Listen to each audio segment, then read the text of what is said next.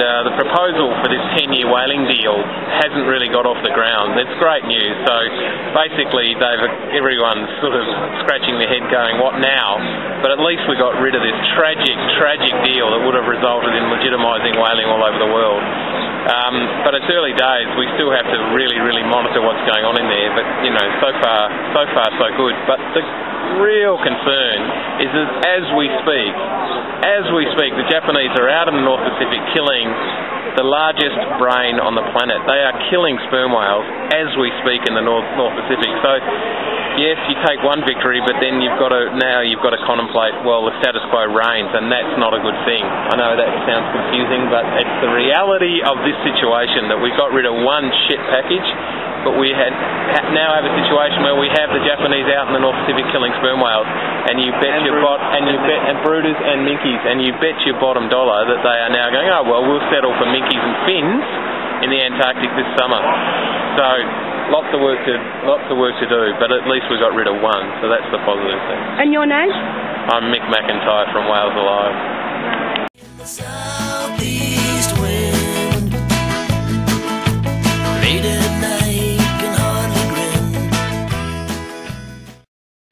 I'm Benjamin, campaigner for Avaz.org, the global online organization. I'm here in Agadir, Morocco for the International Whaling Commission.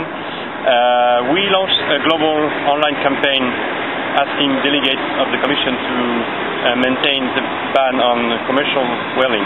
For this campaign we launched an online petition, and we are now over 1,100,000 signatures. We also launched a media campaign with this ad on the front page of the Financial Times, which was published on Tuesday, June 22nd. And the same ad is displayed at the airport of Agadir in the arrival gate to put a kind of citizen pressure on all delegates coming from all over the world to renegotiate this ban. So today we are maybe 24 hours before the end of the negotiations, and we are asking again, vote no to commercial whaling. Thanks.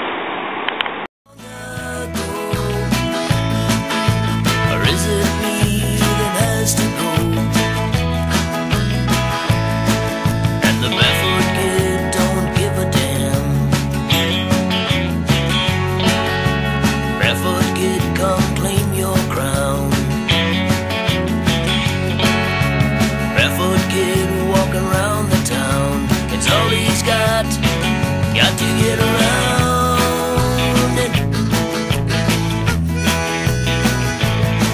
Well, the good things come and the good things go. Fancy suits and shoes ain't broke. Japan was never serious. I was in the middle of this, and I think that's absolutely false. The luxury of NGO problems is they don't actually know what's going on. And there's been a lot of posturing about this. There's been an enormous amount of misinformation and inaccuracy. The truth of the matter is that with considerable flexibility shown on both sides, the problem was not sufficient to bridge the gap. Posturing by countries like Australia as well? I don't think you can accuse Australia of posturing. They've had a very strong anti-whaling policy for very many years, ever since they had a Royal Commission on it. Australia and New Zealand don't differ on the ends here. We've just pursued some different means. If you go back sort of 5 years, then you really had anti-whaling countries and the whaling nation shouting at each other with really no meaningful dialogue. We're clearly in a very different place now, but there must be a risk that that's where we go back to, isn't it? I think not.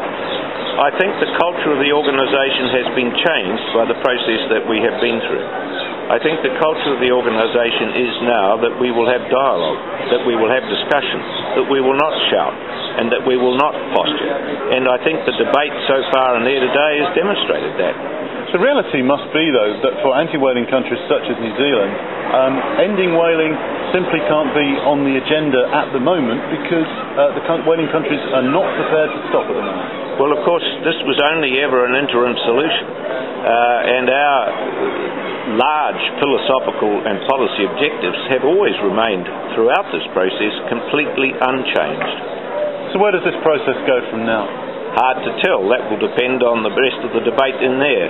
I think probably that there'll be a pause for reflection and thought, and some views about how can we approach this again. I do think changes will have to be made, but the nature of those changes cannot be anticipated right now. And in the meantime, are there any other strategies, any other fora outside the Whaling Commission that New Zealand would be looking to work through in order to curtail or bring whaling to an end? Any other mechanisms you can use? We haven't discussed that. We regard the International Whaling Commission as being the best way of protecting whales. We don't want it to break up. We want it to remain.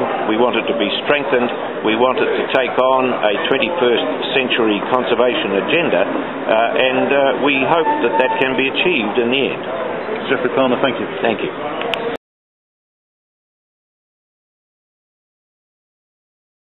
I'm Ramon Cardeña from Ocean Sentry, and we are attending as observers in the International Whaling Commission. And so what is been happening here today? So the statement from Brazil, this has been really strong statement against whaling and for the conservation, and withdrawing the proposal and saying that they consider that it's not a good base to discuss, that we need another document to work on and focus on conservation, but it has been really a strong statement for the